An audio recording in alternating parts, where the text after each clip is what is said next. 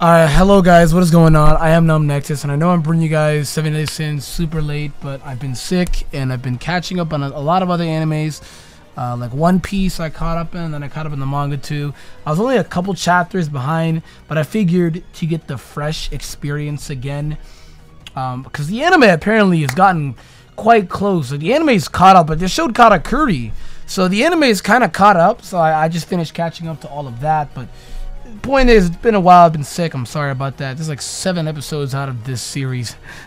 So it's been about a month and a half. The series has been ongoing. But of course, if you're enjoying 7 Days Sin's content, by all means, leave that like button down below. Of course, I'll be covering that for you guys all the time. Easy, one of my all-time favorite series. I think it doesn't get enough love. I think it should easily be on My Hero level, but it's not. I feel like because it came out at a time when anime was almost dying. So I don't know. It's a topic of discussion for another day, but of course, if you guys enjoyed, again, leave a like, subscribe. I'm going to talk about the recent episode, though. It's going to be, again, first impressions of overall Season 2, but the recent episode, of course, the recent episode is about Diane's backstory, a little bit more about that. We knew about her backstory already, kind of, sort of, not really. We knew that she was a child who was off somewhere when King found her, and he admitted feelings for her, but at the same time, too, like, he took away those memories, so she didn't really remember any of that at all. And it kind of seemed like in this season, the memories started to come out because she said that she wanted to confess her feelings to King. She mentioned that she got her memories back. And then Gother seemed to amplify with them, just everybody around that. And Gother has just been a bitch this season. He has just been a bitch. I think people aren't really going to like him that much. Personally, I like him. You got to give it time. But as of now, this is kind of his personality. He's like a doll that's learning. So, but he has no emotions, no hearts. I mean, he's only acting based off logic. You know what I mean? But when you put emotion into it, it's kind of stupid. But Gother's not going to get liked that much this season. He's not. I think the people that are going to get liked that much this season, Bon King, Meliodas, King Arthur, even, especially when it's reveal Escanor, characters like that are going to be liked the most this season. Maybe even some people from the 10 Commandments.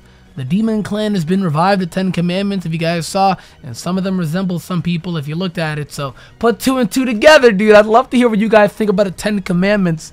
I'm not going to spoil anything, but I just love hearing people's thoughts about it.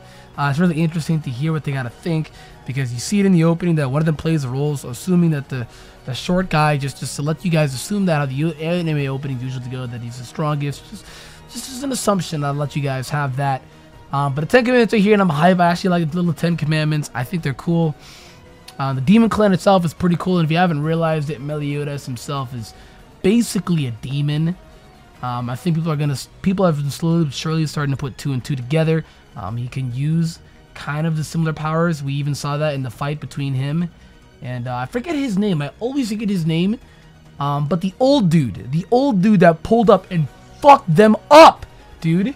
God damn. Also Merlin as well, big sleeper the entire season. I'm actually glad she's getting more screen time versus season 1, where she only got screen time for like what, 3 episodes, and it was 24 episode season. So I'm glad that she's getting more screen time now. She's easily one of my favorite Sins. She's a genius. I like that they're actually going in depth now with the power levels. I know people tweeted at me saying that's very DBZ-esque that they're actually doing that. A lot of animes do it. Just DBZ was the first to do it, but it's pretty common. I get why you would think that. I get why, but it's pretty common now. You know what I mean? It's pretty common now. Especially like that Hawk can see it. I think Hawk is easily one of my favorite characters of all time. He just, the comedic relief he actually has. Like when I usually see like people try to do funny things in anime, I just watch it with a straight face. I don't even chuckle, I don't even giggle, I just don't even laugh at it. 7 Deadly Sins actually makes me laugh. It's funny, it actually makes me laugh. It's actually a funny show too, with the comedic relief of Hawk. Really gotta appreciate him. And then you see Bond actually taking it a lot more seriously too. The guy that's usually all like fucking around with everybody or just wants to fucking fight and just ruin everything, he's taking it quite seriously now. All for Elaine. And I think I like that a lot. I think I do. I think the Fairy Queen actually pissed me off so much when she restrained him and used him as a blood machine in order to harvest a fortress for Elaine. That pissed me off, dude. I just did not like that. What is her problem, dude? She's using a living creature as a tool when he's willingly doing it already. What the fuck? It's just like, oh, well, that's not enough. We're gonna need more so the forest never gets fucked up. I'm sitting there like, yo, y'all gotta learn to fight. Fairy tribe, you gotta learn to fight. You know what I mean?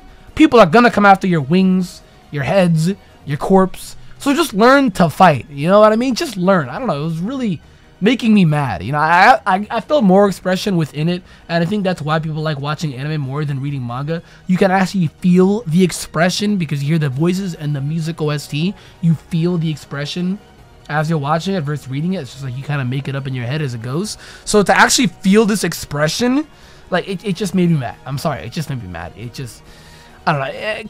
King's ignorancy actually kind of made me mad too. He really sat there saying, "Oh well, guess what, dude? I'm gonna be sitting here and I'm gonna be totally fine because I'm the actual king of the fairies and I think I'll get a warm welcome, right?" No, dude. They hated his guts. They were not a fan about him. They weren't. That's the TLDR though. One of the Ten Commandments actually pulls up, and it is a gory bloodbath. He stabs Meliodas in the chest. He opens up a wound in his stomach. Whatchamacallit? What else does he do? He fucking he fucks up Merlin. He, like, one of his attributes is he can make people stones. He can, like, kind of like what's her face? I always forget her name. The chick with the hair, Medusa. Kind of like Medusa, where if you look in her eyes, you turn to stone. If you accept the thing is with him, though, it's one of the 10 Commandments that he has. If you break one of the 10 Commandments, the ability will happen. And one of his 10 Commandments is if you lie to him, you will turn to stone. And she was lying to him, saying that she'll offer a trade.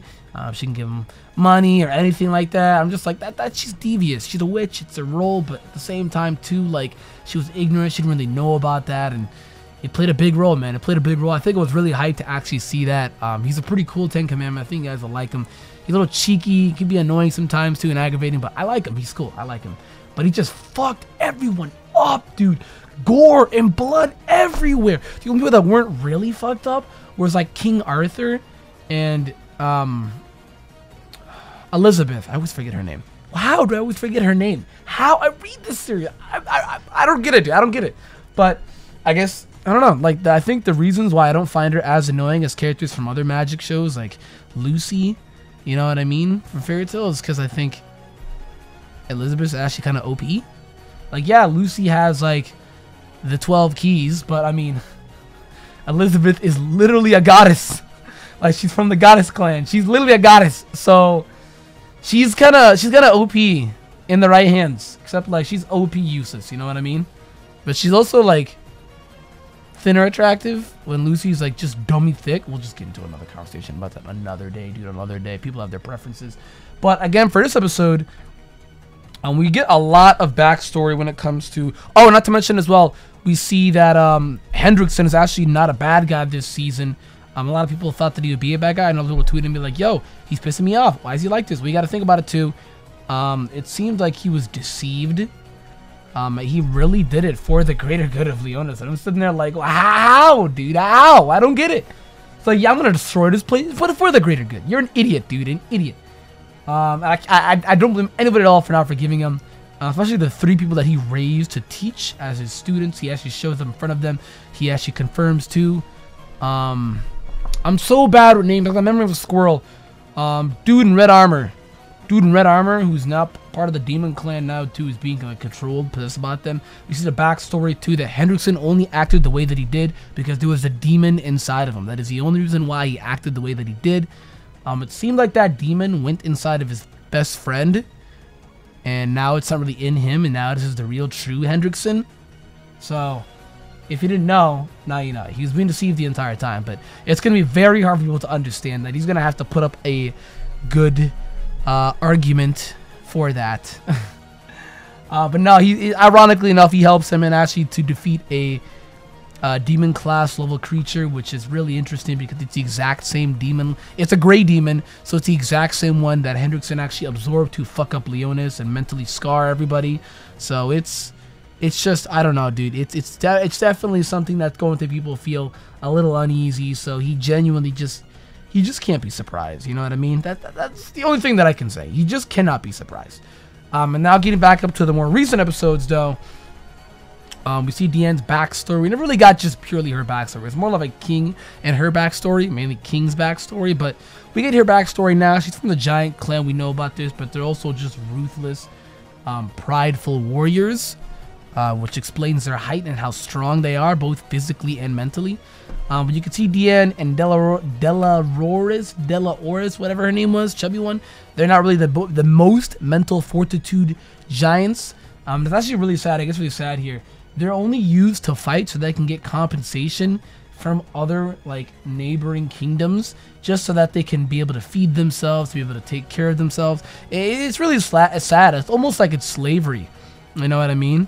It's like when the Romans used to put people in the Olympic, inside the Olympic Coliseum, and they would make people fight for each other just to live better lives, some shit like that. That's kind of like in the situation that they're in, and it's kind of sad.